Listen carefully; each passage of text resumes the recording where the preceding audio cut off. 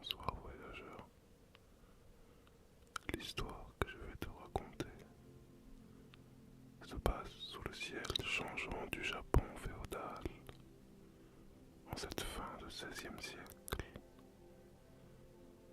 La terre est en proie à des bouleversements incessants et le Japon féodal ne fait pas exception. C'est l'époque Sengoku, l'ère des provinces en guerre. Une ère tourmentée où les seigneurs de guerre, appelés daimyos, luttent sans relâche pour la suprématie, rêvant de conquête et de pouvoir. Les batailles font rage, les alliances se forment et se déforment dans un tourbillon de trahisons et de promesses brisées. C'est un Japon déchiré, où la paix est aussi fragile que le chant d'un grillon dans les plantations, et où le sabre, symbole de l'honneur et de la force, trace chaque ligne du destin des hommes. La société japonaise de l'époque Sengoku est très rigide et hiérarchisée, guidée par des valeurs strictes d'honneur, de loyauté et de respect envers la classe guerrière. Au sommet de cette pyramide, les daimyos gouvernent leur province avec une autorité féroce, imposant leurs lois et exigences à travers une armée de samouraïs fidèles. Ces seigneurs ont un rêve commun: unifier le Japon sous leur bannière, obtenant une influence qui leur permettra de régner sans contestation sur ce pays de montagnes et de vallées.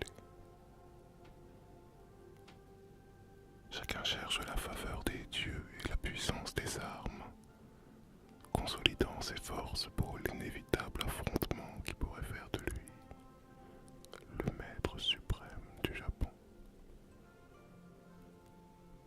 À cette époque, les batailles ne sont pas seulement des confrontations militaires, mais des théâtres d'héroïsme et de courage, où chaque guerrier se bat avec l'ardeur de quelqu'un qui place l'honneur de son clan bien au-dessus de sa propre vie. Les samouraïs, guerriers dévoués et disciplinés, portent avec fierté leurs armures ornées et manient le katana, leur arme emblématique, comme une extension de leur propre esprit. Ils sont prêts à mourir pour leur Seigneur, considérant cette mort comme un ultime acte de loyauté, une preuve de leur engagement envers leur maître et leur famille. Mais au-delà de leur bravoure, les samouraïs sont aussi des penseurs, instruits dans la voie du Bushido, le code de l'honneur des guerriers, qui mêle l'éthique, le courage et le sens du sacrifice.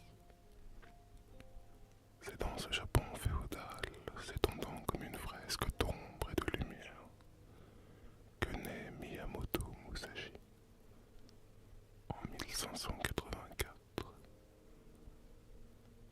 Fils d'un samouraï et escrimeur réputé, il grandit dans un environnement où le maniement du sabre et le code d'honneur des guerriers sont des préceptes primordiaux.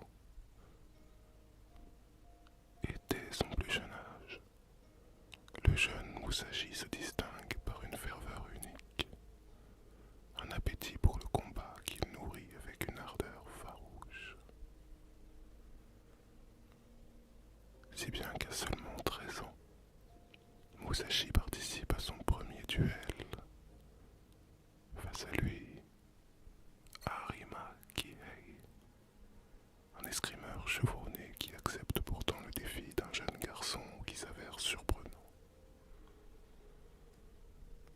Musashi, avec une habileté presque brutale, spectaculaire pour son âge, parvient à vaincre Kihei, prouvant ainsi non seulement sa bravoure, mais aussi une nature indomptable. Ce duel est le premier d'une série qui marquera sa vie. Arima Kihei, son premier adversaire, sera d'ailleurs le seul rival que Miyamoto Musashi nommera dans ses écrits, ne donnant jamais le nom des autres pour ne pas leur faire cet honneur. Il aura manifestement plus de considération pour son tout premier adversaire. Les années suivantes, Musashi s'enfonce dans une vie de vagabondage et de combats incessants. Il se perfectionne avec une détermination presque monastique. Chaque adversaire, chaque bataille, renforçant sa technique, son esprit et son corps. Pour Musashi, le combat n'est pas seulement un moyen de survie, mais il est une voie vers la connaissance intérieure. Il va refuser de servir un quelconque seigneur, devenant ainsi un ronin, un samouraï sans maître, et il va se consacrer à l'ascèse, l'entraînement incessant et la réflexion spirituelle. Musashi parcourt le Japon en solitaire, cherchant des adversaires dignes et affinant ses techniques. Mais il ne cherche plus alors seulement la victoire. Il s'efforce de transcender les limites du combat physique, espérant ainsi atteindre un état de conscience supérieur. C'est au cours de ces années de vagabondage que Musashi perfectionne sa technique du Niten Ichi-ryu, la voie des deux sabres. Car contrairement aux autres écoles de sabre, Musashi enseigne l'utilisation simultanée de deux armes. Cette technique lui confère une puissance offensive et une défense presque infaillible, un avantage redoutable qui lui permet de se démarquer lors de chaque duel. En fait, Musashi envisage le combat comme une danse complexe, où le sabre et l'esprit convergent et doivent être en parfaite harmonie. Ce chemin spirituel, engagé à travers le duel au sabre, va atteindre son apogée en 1612. L'histoire de Musashi est parsemée de duels mémorables, si bien qu'il serait impossible de tous les évoquer ici. Mais aucun n'est aussi légendaire que celui contre Sasaki Kojiro, un autre maître du sabre. Kojiro, à l'époque du combat, est appelé le démon de l'Ouest. Il est ainsi reconnu pour sa rapidité et son sabre redoutable qu'il manie avec une technique de taille oblique terrifiante, surnommée la Tsubame Gaichi. Autrement dit, l'hirondelle retournée. Les deux hommes sont alors perçus comme les deux plus fines lames du Japon, mais Miyamoto Musashi n'est pas de ceux qui pensent que ce genre de louanges peuvent être partagées. Alors il entreprend d'organiser ce duel au sommet et va pour cela faire appel à un certain nombre de samouraïs de renom qui l'aident à organiser ce choc au sommet. Le duel est fixé sur l'île de Gonryujima, un lieu isolé entouré de mer et d'arbres tordus par le vent. Musashi arrive le jour du combat, avec 3 heures de retard. Une technique qu'il emploie souvent pour déstabiliser ses adversaires les plus coriaces. Kojiro l'avait attendu toute la journée durant, impatient. Et lorsque Musashi se présente enfin, il constate avec le sourire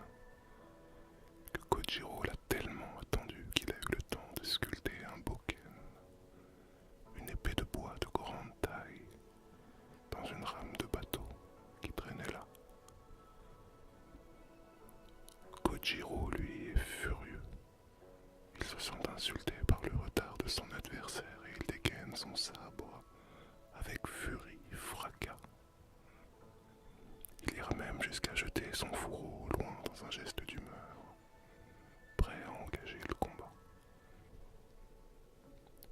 Musashi, usant comme d'habitude de tous ses atouts pour perturber son adversaire, va l'enrager encore davantage en voyant qu'il jette son fourreau et en disant « Si tu n'as plus besoin de ton fourreau, alors c'est que tu sais que tu es déjà mort. » Le combat qui s'ensuit est d'une rare intensité. La puissance brute et la technique affûtée se rencontrent dans un fracas de bois et d'acier. Et c'est Musashi, évidemment, qui prend le dessus, tuant Kojiro d'un coup, puissant et technique, marquant la fin d'un rival redoutable et consolidant ainsi son propre statut de légende. Il ne pouvait évidemment y avoir qu'un vainqueur à ce choc au sommet, mais éveillé spirituellement par ce duel dont il estimait être la quintessence du duel au sabre, Musashi renonce désormais à s'engager, à nouveau, dans toute forme de duel mortel. Les années vont passer et Musashi va vieillir. Sa recherche de l'excellence se tourne alors vers l'étude de l'esprit. Retiré dans les montagnes, il va écrire son œuvre majeure, le Gorin no Jo, ou le livre des 5 anneaux. Ce traité est divisé en 5 sections représentant les éléments: la terre, l'eau, le feu, le vent et le vide. Ce texte n'est pas seulement un manuel de technique martiale, bien au contraire. Il est d'une philosophie complète, tant du combat que de la vie. Dans son livre, Musashi décrit comment la maîtrise du sabre est liée à une compréhension profonde de soi et du monde. Pour lui, le vide, cet état de conscience pure, sans pensée ni désir, est l'ultime forme de liberté et de force. Dans cet état, un combattant peut ainsi atteindre l'extase de l'invincibilité, une transcendance de l'ego et de la peur. Le livre des 5 anneaux reste à ce jour une œuvre intemporelle, lue par des pratiquants d'arts martiaux, des stratèges militaires, ainsi que des chefs d'entreprise qui cherchent tous à percer les mystères du leadership et de la prise de décision. Le Gorin no Jo est divisé en 5 livres, chacun donc représenté par un élément. Ces éléments ne symbolisent pas seulement la nature, mais chacun une approche particulière du combat et de la vie. Chaque livre est à la fois une strate de savoir pratique et une allégorie de la quête spirituelle de Musashi, qui vise bien plus qu'une simple technique. À travers chaque livre et chaque section, Musashi pousse le lecteur à approfondir sa compréhension, à ne pas se contenter des apparences et à aller au-delà des limites pour saisir la véritable essence du combat. Le premier livre est le livre de la terre, le fondement même de la méthode de Musashi. Il s'y concentre sur les principes de base du combat et de l'attitude mentale que doit adopter un guerrier. La terre, dans ce contexte, représente la stabilité, la solidité, les bases sur lesquelles repose toute grande technique. Musashi expose son école de la voie des 2 sabres, le Nite-Nichi Ryu, la méthode unique qu'il a perfectionnée en maniant simultanément 2 armes.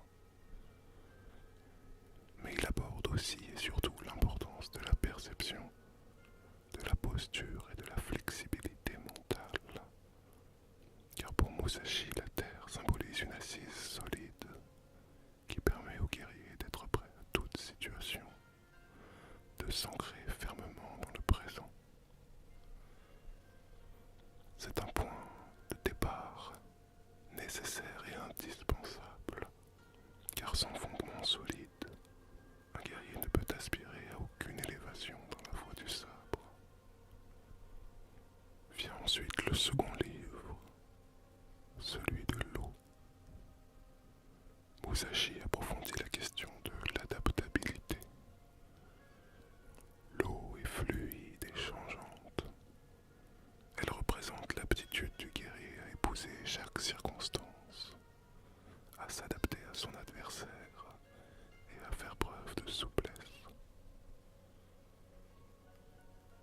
Musashi évoque la fluidité des mouvements, la justesse de la respiration et la manière dont un combattant doit couler d'une technique à l'autre, comme l'eau qui suit le cours de la rivière. Musashi écrit qu'un esprit rigide est voué à l'échec. Seul un esprit capable de se mouvoir, de se fondre dans les situations changeantes, peut atteindre la victoire. Dans le livre du feu, le troisième livre, Musashi entre dans le vif de la stratégie offensive. Le feu symbolise la force, la puissance et la destruction. Il représente la nature passionnée et impitoyable d'un guerrier en combat.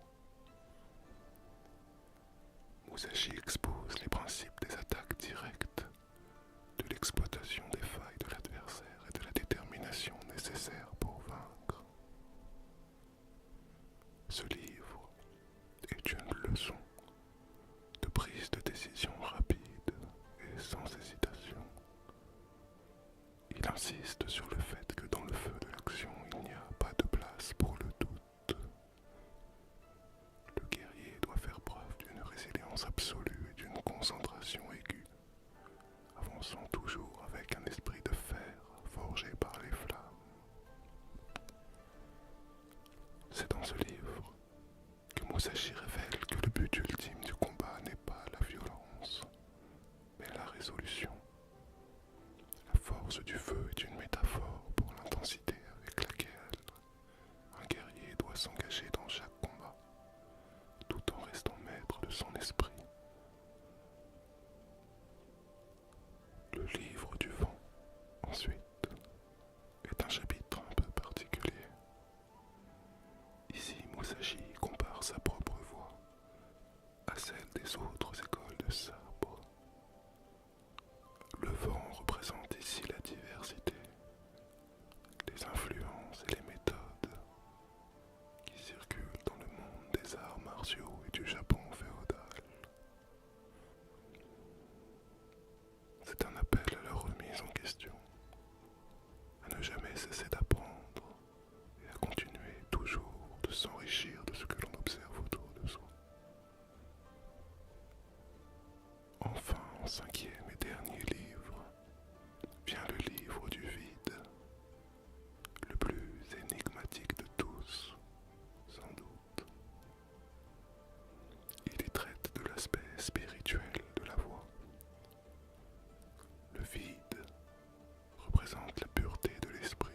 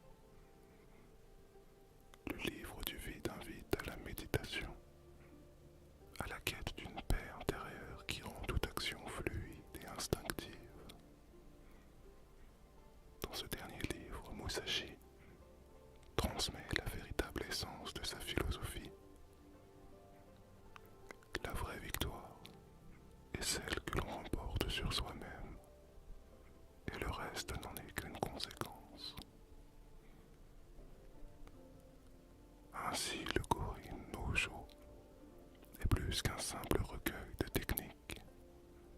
Il est l'expression ultime de la pensée d'un guerrier philosophe qui a vu dans le combat non pas une fin en soi, mais une voie vers la compréhension de soi-même et du monde. Ce livre, destiné à ses disciples et à ceux qui viendraient après lui, est un héritage intemporel, une invitation à la maîtrise de soi et à la recherche de la vérité intérieure. Mais loin d'être uniquement un guerrier ou un auteur, Musashi est aussi un artiste accompli. Il se consacre, pendant la seconde partie de sa vie, à la peinture et à la calligraphie, où il trouve un moyen d'exprimer sa vision du monde. Ses œuvres, bien que minimalistes, sont imprégnées d'une énergie brute, une simplicité qui dissimule une profonde maîtrise. Pour lui, chaque trait de pinceau est aussi important qu'un coup de sabre. Les oiseaux, les bambous et les montagnes qu'il peint ne sont pas des sujets anodins, mais des manifestations du même esprit indomptable que celui qui guidait son sabre. Mais seules les idées sont éternelles, et Miyamoto Musashi va s'éteindre en 1645, à l'âge de 60 ans. Il va laisser sans aucun doute un héritage qui résonne encore aujourd'hui. Son nom évoque l'image d'un guerrier solitaire, un sage errant qui cherchait la vérité au-delà des batailles. Pour ceux qui suivent la voie du sabre, ou cherchent à comprendre les mystères de la discipline et de la maîtrise de soi, Musashi est bien plus qu'un combattant. Il incarne la quête de l'amélioration intérieure, celle de la résilience face à l'adversité et le courage d'un homme qui a forgé son destin au tranchant de l'épée. En racontant son histoire, on entrevoit non seulement le visage d'un combattant hors pair, à l'origine de 1000 légendes, mais surtout celui d'un homme qui tout au long de sa vie a cherché à saisir l'essence de la vie elle-même, oscillant entre la violence de la guerre et la sérénité absolue